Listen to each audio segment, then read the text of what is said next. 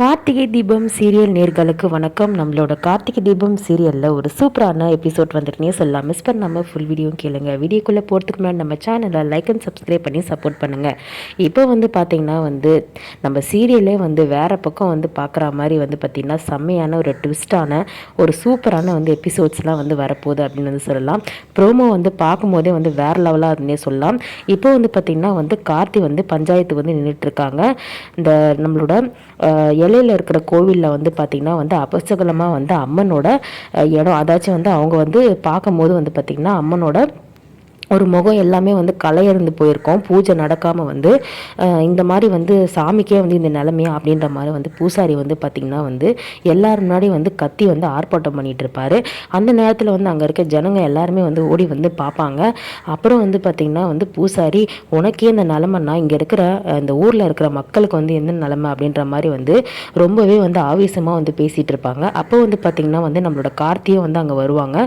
கார்த்தி அதுக்கப்புறம் கூட கார்த்தியோட பாட்டி நின்றுட்டு இருப்பாங்க. அப்போ எல்லாரும் கலந்து ஊர் மக்கள்லாம் பேசிகிட்டு இருக்கும்போது அப்போ எல்லாத்துக்கும் இந்த காரணம் பார்த்திங்கன்னா ராஜா சேதுபதியோட குடும்பம் தான் அப்படின்ற மாதிரி சொல்கிறாங்க.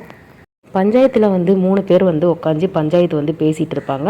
அந்த நேரத்தில் பஞ்சாயத்துக்காரங்க சொல்கிறாங்க, கும்பாபிஷேகம் நடந்து எத்தனை வருஷம் ஆச்சு அப்படின்னு சொல்லும் போது பல வருஷம் ஆச்சு. அதாச்சும் நம்மளோட சாமுண்டீஸ்வரோட குடும்பம் பிரிஞ்சு போனதுலேருந்து நம்ம கார்த்தி ஒன்று சேர்த்து வச்சு இதை நடத்துவார் அப்படின்னு சொல்லிட்டு நம்பிக்கையாக நினச்சாங்க. ஆனால் கார்த்தியால் முடியலை. அவரும் பல தடவை முயற்சி பண்ணி குடும்பத்தை ஒன்று சேர்க்கறதுக்கு தான் முயற்சி பண்ணிகிட்ருக்காரு இப்போ வரைக்கும். ஆனால் நம்மளோட சாமுண்டீஸ்வரியோட ஒரு கோவம் இன்னும் தீராமல் இருக்குது. இந்த குடும்பத்தினால தான் நம்ம அம்மா இறந்தாங்க. அது மட்டும் இல்லாமல் பிரச்சனை மேலே மேலே நம்ம குடும்பம் பிரியறதுக்கு காரணமாக இருக்குது. சாமுண்டீஸ்வரர் சொத்தை எல்லாத்தையும் பிரிச்சுட்டு இந்த உறவே வேணான்னு சொல்லிட்டு தனியாக போயிருப்பாங்க இல்லையா. ஸோ கார்த்தி ஒன்று சேர்த்து வைக்கிறேன்னு சொல்லிட்டு இன்னமும் ஒன்று சேர்த்து வைக்க முடியலை. ஸோ சாமுண்டீஸ்வரர் கோவம் அப்படியே தான் இருக்குது. இப்போ மாதம் பார்த்திங்கன்னா நம்மளோட ராஜா சேதுபதி, அதாவது விஜயகுமார், அவர் இறங்குறாரு. கார்லேருந்து இறங்கி என்ன பண்ணுறாருன்னா கார்த்தியை தான் கை காமிக்கிறாரு. யாரா அது எங்கள் குடும்பத்தை பற்றி தப்பாக பேசுறது, எல்லார் குடும்பத்துலேருந்து பிரச்சனை இருக்குது, அதுக்குன்னு சொல்லிட்டு எங்கள் குடும்பத்தை கை காட்டி தப்பாக பேசுவீங்களா அப்படின்ற மாதிரி கேட்குறாங்க.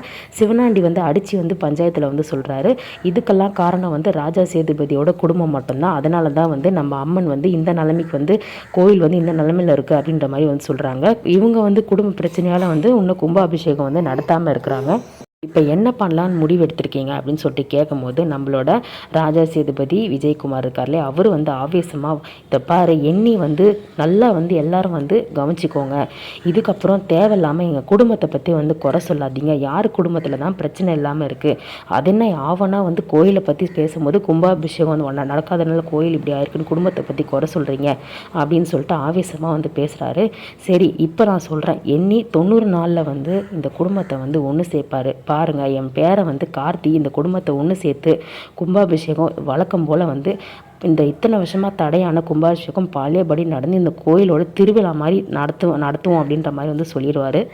கார்த்தியும் ஒன்றுமே புரியாமல் யோசிச்சுட்டு இருப்பார். என்னடா இது, நம்ம வேறு பிரச்சனையில் வேற மாட்டிகிட்ருக்கோம், இந்த நேரத்தில் இப்படி ஒரு சவால் சொல்லிட்டு இருப்பாங்க அப்படின்னு சொல்லிட்டு நம்ம கார்த்திக் ஒன்றுமே புரியல. இப்போ பார்த்திங்கன்னா நம்மளோட சாமுண்டீஸ்வரிக்கு எப்படியாவது சமாதானப்படுத்தி, சாமுண்டீஸ்வரி ஒரு பக்கம் பார்த்திங்கன்னா ஒரு வாரத்துக்குள்ளே ரேவதியோட மண்டபத்தை புக் பண்ணி நான் ரேவதிக்கு மருதுக்கும் கல்யாணம் பண்ண போகிறேன், இதை அந்த கார்த்தி தடுக்க முடியாது அப்படின்னு சொல்லிட்டு இருக்காங்க. எனக்கு தெரிஞ்சு மணமேடை வரைக்கும் ரேவதி போயிடுவாங்க. போனதுக்கப்புறம் நம்ம மருது பார்த்திங்கன்னா அதாச்சும் அவரோட தப்பான தொழிலெலாம் தெரிஞ்சு கார்த்தி அவரோட ஒரு வெளிச்சத்தை காட்டிடுவார், இவர் கெட்டவன் அப்படின்ற மாதிரி இன்ஸ்பெக்டர் அரெஸ்ட் பண்ணிடுவாங்க அப்படின்னு சொல்லிட்டு நினைக்கிறேன்.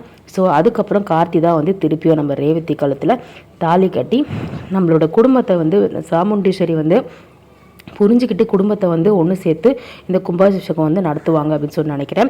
ஸோ சீரியல் எண்ட் ஆகுற மாதிரி ஒரு தகவல் கிடச்சிருக்கு. அது உண்மையிலே 90% அப்படி தான் சொல்கிறாங்க. ஏன்னா பார்ட் 2 சீரியல் இது. ஸோ இது நல்லபடியாக போயிட்டுருக்குது. ஆனால் இப்போ 2 வாட்டி கல்யாணம் பண்ணியாச்சு. ஆனாலுமே இந்த எண்டாக பார்த்திங்கன்னா சாமுண்டீஸ்வரியோட மனசிட்டாலே இந்த குடும்ப விஷயம், கார்த்தியோட ரேவதியோட கல்யாண விஷயம் எல்லாமே பார்த்திங்கன்னா முடிவுக்கு வந்துடும். ஸோ அதுக்கு பார்த்திங்கன்னா இந்த சீரியல் வந்து இது முடிஞ்சதோ அதாவது 90 நாளுக்குள்ளே கார்த்தி வந்து ரேவதியோட மனசை மாற்றி திருப்பியும் வந்து ஒரு கல்யாணம் திருப்பியும் வந்து பார்த்திங்கன்னா கெட்டவன் நிரூபித்து சாமுண்டீஸ்வரோட மனசை மாற்றி ஒன்று சேர்த்துட்டார் அப்படின்னா இந்த கும்பாபிஷேகம் நடந்து முடிஞ்சால் சீரியல் வந்து எண்டாயிடும் அப்படின்னு சொல்லிட்டு எதிர்பார்க்கப்படுது. ஸோ வெயிட் பண்ணி பார்க்கலாம் என்ன நடக்குதுன்னு சொல்லிட்டு நம்மளோட ரிவ்யூ பிடிச்சிருந்தா லைக் அண்ட் சப்ஸ்கிரைப் பண்ணி நம்ம சேனலுக்கு கண்டினியூஸாக ஆதரவு கொடுங்க. அப்போ தான் நான் போகிற நோட்டிஃபிகேஷன் உங்களுக்கு கண்டிப்பாக வரும். தேங்க்யூ.